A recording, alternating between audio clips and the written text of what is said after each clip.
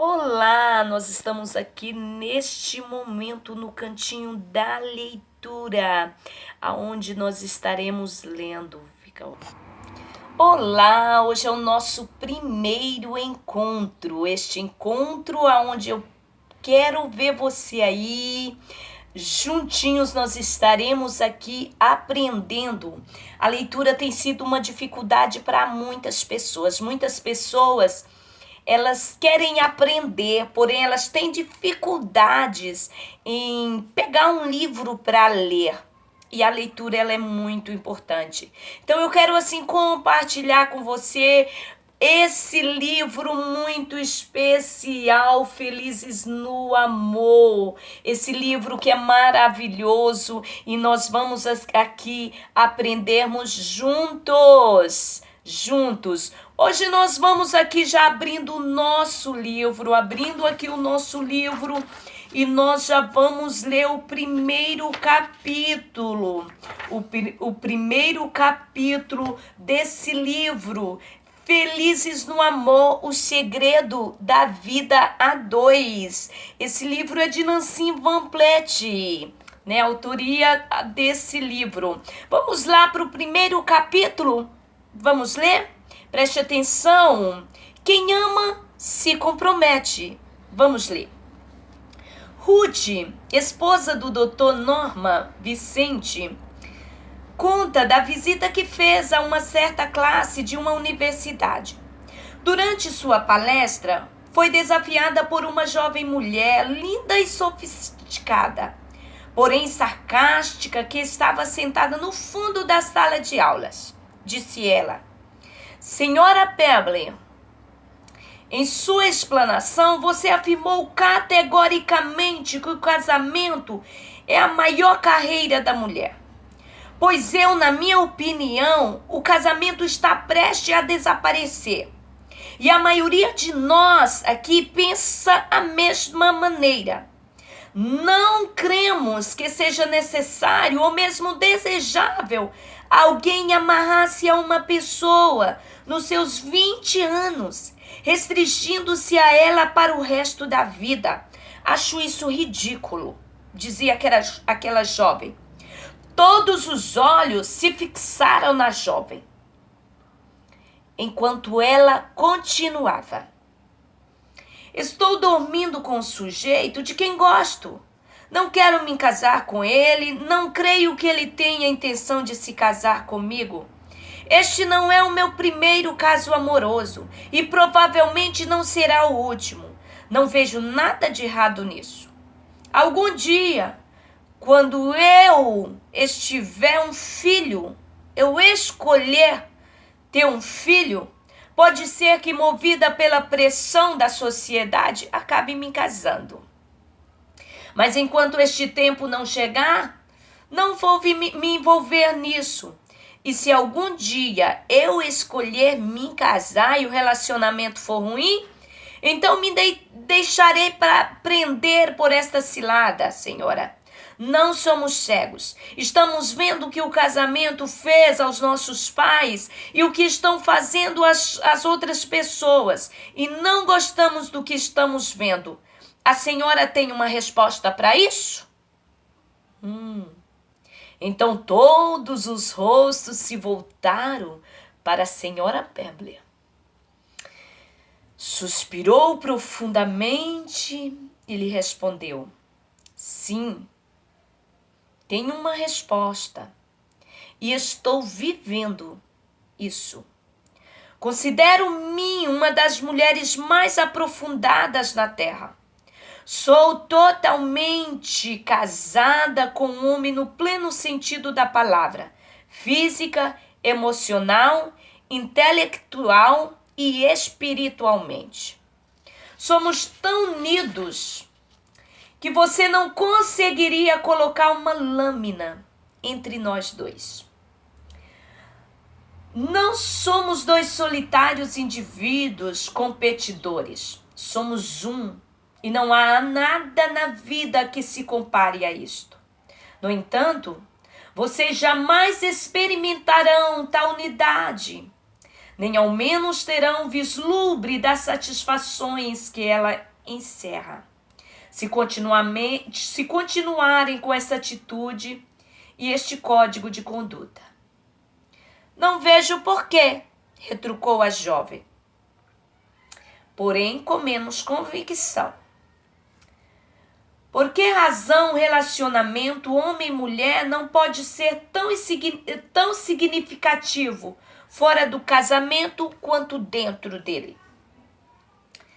A senhora Pable respondeu: não existe nele o compromisso, não existe a estabilidade, não possui a profundidade, não é o resultado de uma partilha total, ano após ano, lutando juntos, ciente de que estão construindo um relacionamento duradouro. Vocês pensam que nós encontramos a felicidade pelo blandir de uma varinha de condão? Não. Lutamos por ela e trabalhamos por ela.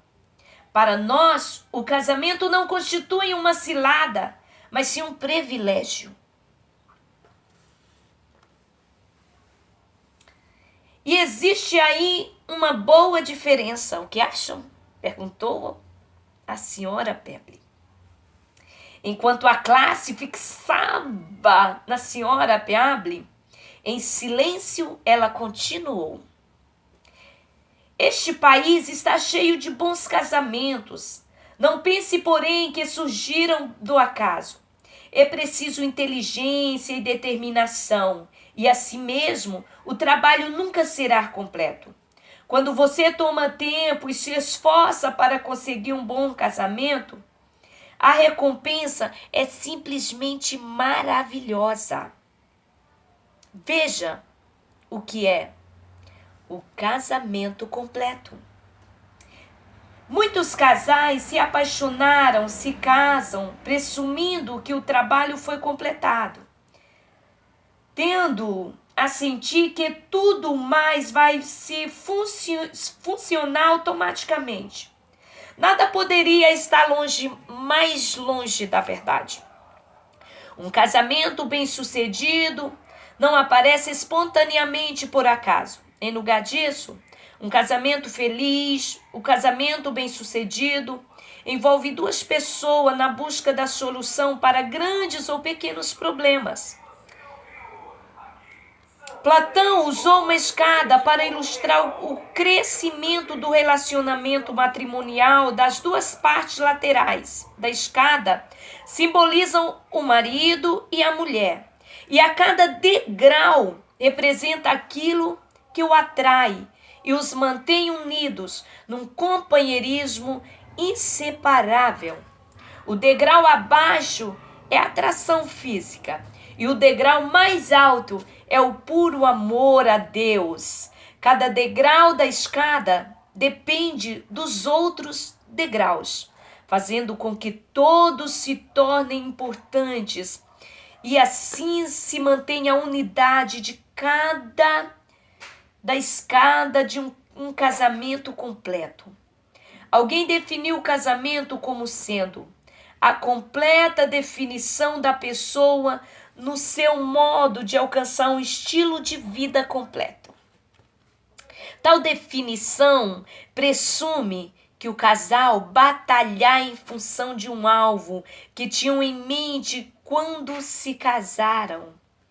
Casar por conveniência não escapa das más condições de um lar, ou para dar um nome à criança, não é o alvo adequado para um casamento bem-sucedido, tornando-se dois uma só carne. Está escrito lá em Gênesis 2:24. Leia você lá depois. Gênesis 2:24. Expressa em linguagem tão antiga quanto a própria raça humana, a mais elevada meta do casamento, pois ele encerra uma união de amor que abrange para todas as áreas da vida, olha, física, emocional, intelectual e espiritual. Casamentos que necessitam de ajuda profissional. Muitos são os casais que, pelo fato de sentir que problemas matrimoniais são incompatíveis com uma vida espiritual significativa, relutam em buscar aconselhamentos ou mesmo em admitir que seu casamento chegou ao ponto de precisar de uma ajuda.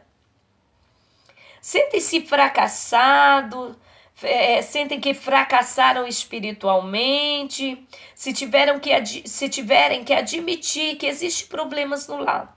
Entretanto, se conseguirem imediatamente socorro para o matrimônio em dificuldade, evitarão muita dor necessária. Está vendo aí? 60% dos que se deparam com tensões conjugais voltam-se primeiramente para o líder espiritual em busca de ajuda. Porém, de algum modo, não expressam seus problemas mais íntimos. Temem que as experiências partilhadas confidencialmente cheguem aos ouvidos. Observem. Temem que as experiências partilhadas tão confidencialmente cheguem aos ouvidos de outros membros da igreja. Ou temem por frustração do sermão. É com demasiada frequência clérigos bem intencionados, porém mal treinados, apenas aplicam repetidas chavões, tais como: recomendo-lhes que orem a respeito. É assim que a gente ouve, muitas das vezes. Quando você está com um problema, vem a palavra: recomendo que orem a esse respeito. Veja, sendo assim, a igreja, por sua vez, deve se sentir mais responsável pelas necessidades de seus membros, através do reconhecimento da existência de problemas familiares e através da apresentação de contínuos programas educacionais para grupo de todas as idades. Os líderes da igreja devem tomar conhecimento de tensões que surgem entre cônjuges, que devem educar-se de modo a ter condições de oferecer ajuda definida e inteligente.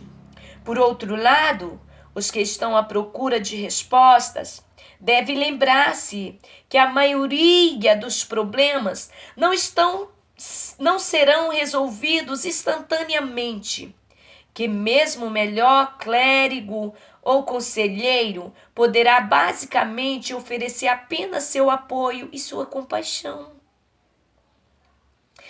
Nos casos em que um dos cônjuges se recusa a buscar aconselhamento ou ajuda, ou o outro deveria tomar a iniciativa por si mesmo, certamente o Senhor olha com consideração para aqueles que procuram renovos métodos para aprimorar as relações familiares. Pois a vida cristã envolve crescimento e progresso contínuo em todos os aspectos. A maioria dos casais precisa desenvolver mais adequadamente as relações interpessoais e o tato na comunicação. Todavia, a influência de Cristo na vida é a chave mais importante para uma vida conjugal significativa.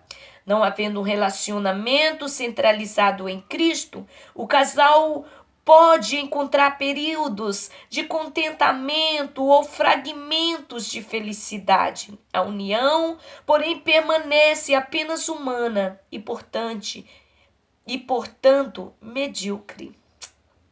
Nossas necessidades como seres humanos jamais poderão ser plenamente realizadas até que cada um aprenda a se relacionar consigo mesmo, com seu semelhante e também com Deus. Algumas pessoas parecem preocupadas em satisfazer apenas os instintos carnais do alimento, abrigo, vestuário e sexo. Quando, porém, se tornam impacientes, aborrecidas ou desanimadas, falham em agir como Deus gostaria que os fizessem. A necessidade de um relacionamento pessoal com Deus é algo inerente no ser humano. A espiritualidade é um ingrediente que falta neste século de permissividade. Quando um casal entrega a si mesmo e ao seu lar, a um poder mais elevado, tornam-se parceiro, unidos num relacionamento matrimonial estável e bem-sucedido. Um estado de tormento. Um arcebispo católico visitou certa vez uma região de mineração a fim de confirmar um grupo prestes a se unir à igreja. Durante a cerimônia, o arcebispo perguntou a uma menininha nervosa o que era o casamento. Disse ela, é um estado terrível tormento. É um estado de terrível tormento.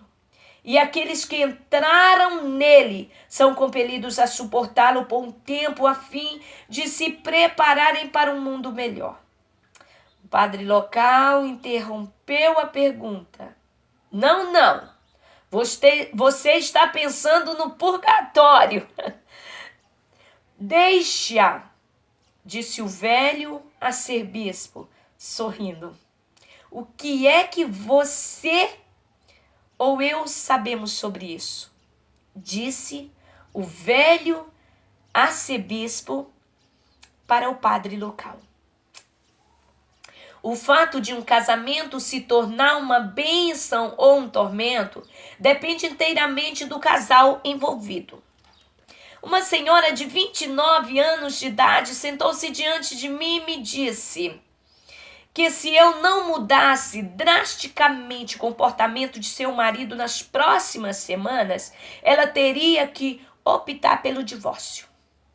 Eu deveria realizar essa tarefa, apesar de sua recusa em aceitar aconselhamento. Vejam.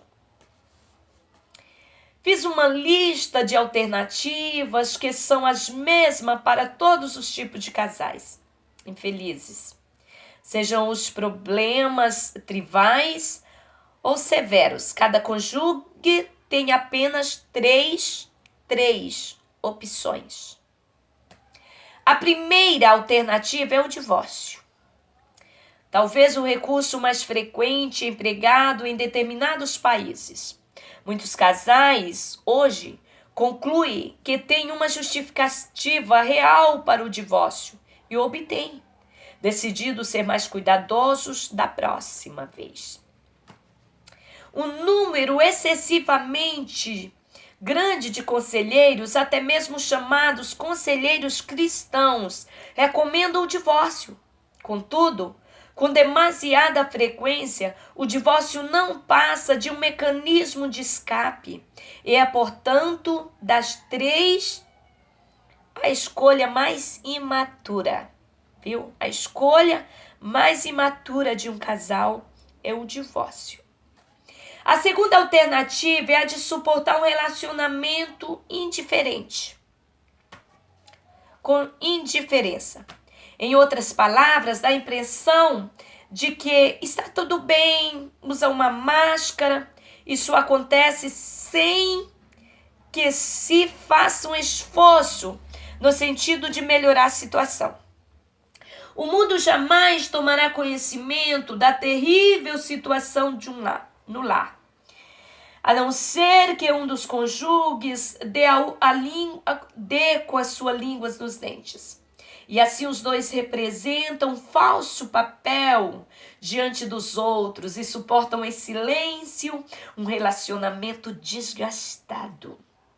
Milhares de casais preferem esta alternativa, porque é mais fácil, do que ter de encarar certas deficiências pessoais e fazer algo a respeito.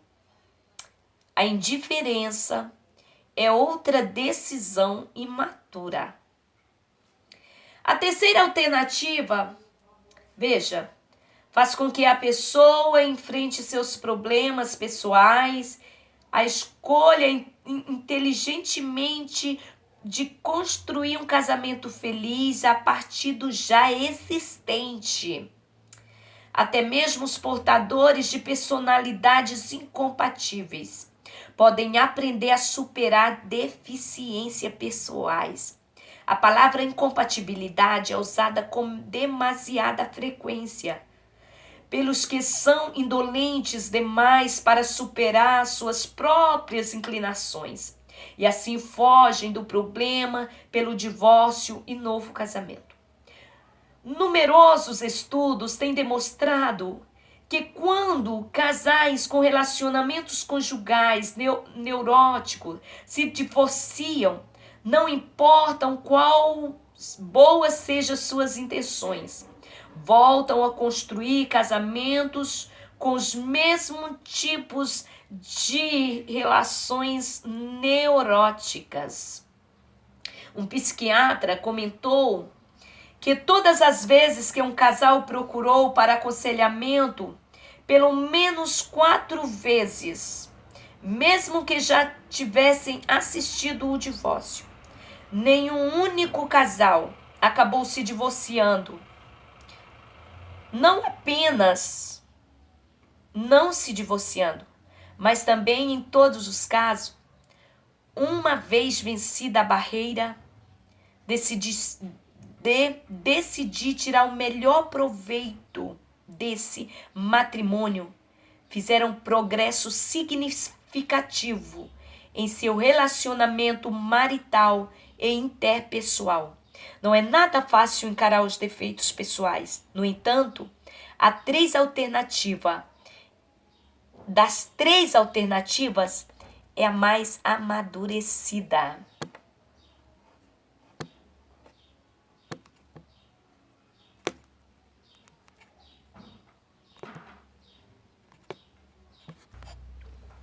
Não existem casamentos infelizes, apenas cônjuges imaturos.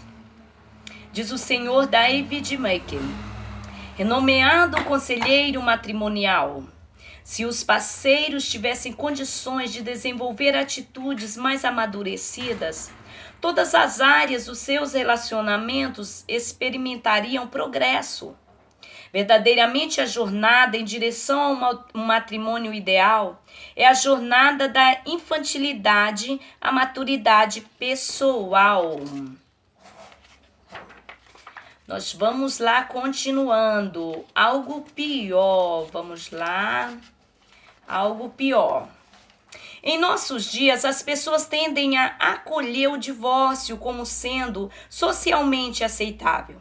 Estatísticas recentes revelam que 38% de todas as primeiras núpcias terminam em divórcio. E nenhuma igreja está imune de tais estatísticas.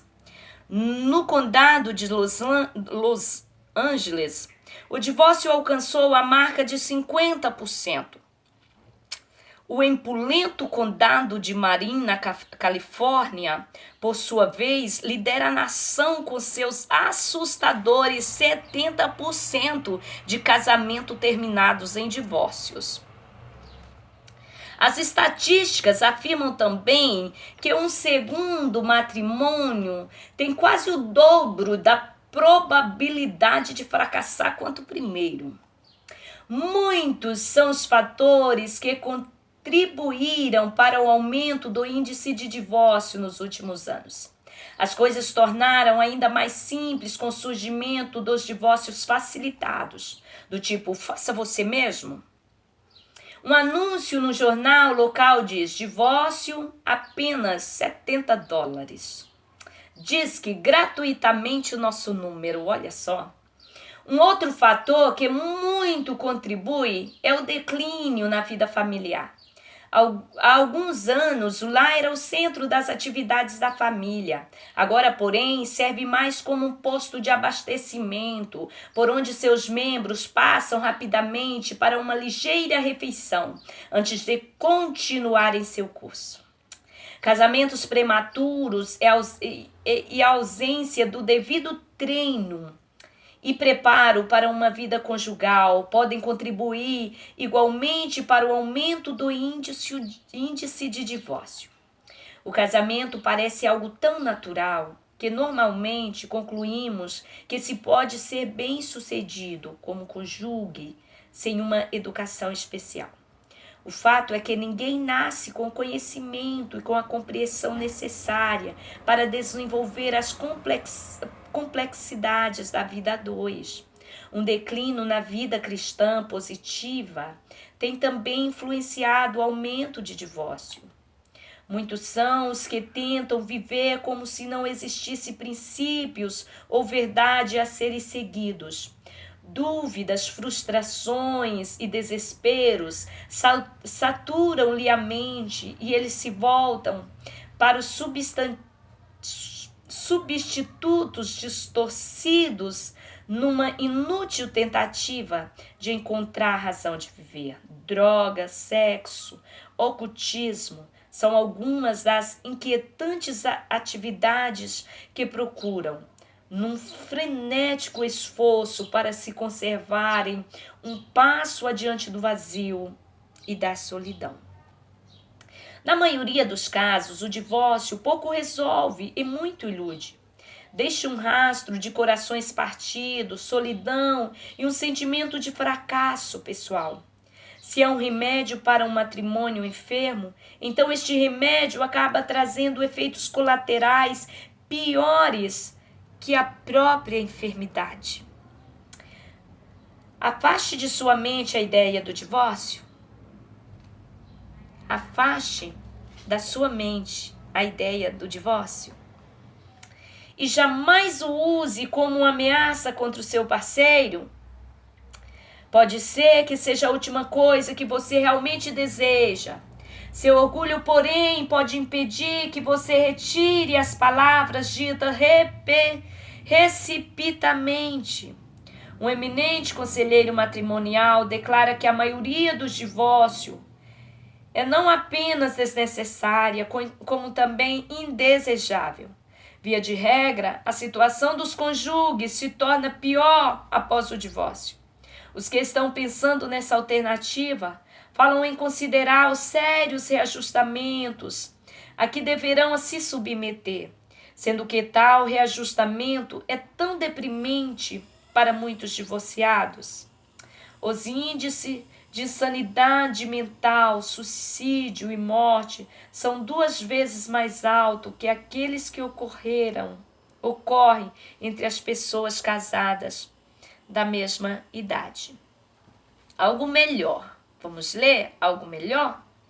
Sem dúvidas, as pessoas que se unem em casamento tendo como objetivo a completa dedicação da pessoa para alcançar um estilo de vida completo, podem esperar um matrimônio gratificante, salvo os loucos, neuróticos ou alcoólatras, que deveriam mesmo evitar o casamento. Praticamente quase toda pessoa com uma certa quantia de senso comum, maturidade, esforço, pode conseguir uma vida conjugal razoavelmente bem-sucedida. Não faz muito tempo, uma amiga me disse: estou vivendo meus 30 anos e não encontrei em toda a minha vida um único casal feliz. Não foram necessários argumentos lógicos para convencê-la da existência de matrimônio felizes.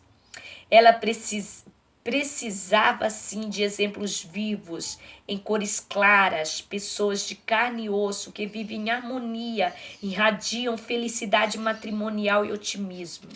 É provável que sua pergunta seja: afinal de contas, o que podemos fazer quanto a isso?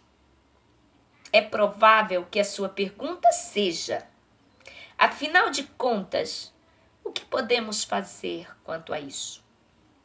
Somos um casal neste mundo massificante, em constante transformação. Porém, você não chega a ser tão insignificante ao ponto de não exercer influência.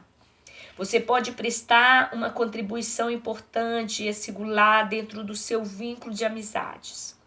O fator em questão aqui não é se a instituição do matrimônio vai continuar existindo, mas se o seu casamento sobreviverá. Se o seu lar é feliz, você está influenciando diretamente seus amigos e até mesmo o provável casamento de seus próprios filhos. Alguém calculou que cada matrimônio influencia diretamente 12 outros casais por ano. Olha que importante. Cada casamento feliz, cada casamento influencia mais 12 casais por ano. Muito importante isso. Muito, muito importante. Se eu pudesse manter essa proporção, o mundo poderia ser transformado. Seu casamento pode ser mais que apenas uma influência, pode também ser uma inspiração. Escuta isso, seu casamento pode ser mais que apenas uma influência, pode se tornar uma inspiração. Se seu matrimônio feliz estiver na lista das espécies em extinção, você provavelmente criará uma nova sensação em sua vizinhança. Olha que lindo! Certa vez meu esposo assistiu a um seminário sobre o casamento e, como parte do programa, teve que assistir uma atraente senhora divorciada a fim de informar o grupo algumas coisas interessantes da vida de cada um. O enfoque maior do relatório dessa senhora girava em torno da inveja que sentia da união que via em nossa família. E como já diziam os escritos de uma autora cristã, uma família bem ordenada, bem disciplinada, fala mais em favor do cristianismo do que todos os sermões que possam ser pregados. Escuta aí, vamos repetir? Uma família bem ordenada, bem disciplinada, fala mais em favor do cristianismo do que todos os sermões que possam ser pregados. Encerramos aqui o primeiro capítulo do livro Felizes no Amor. Aqui está, maravilhoso. Eu li junto com você.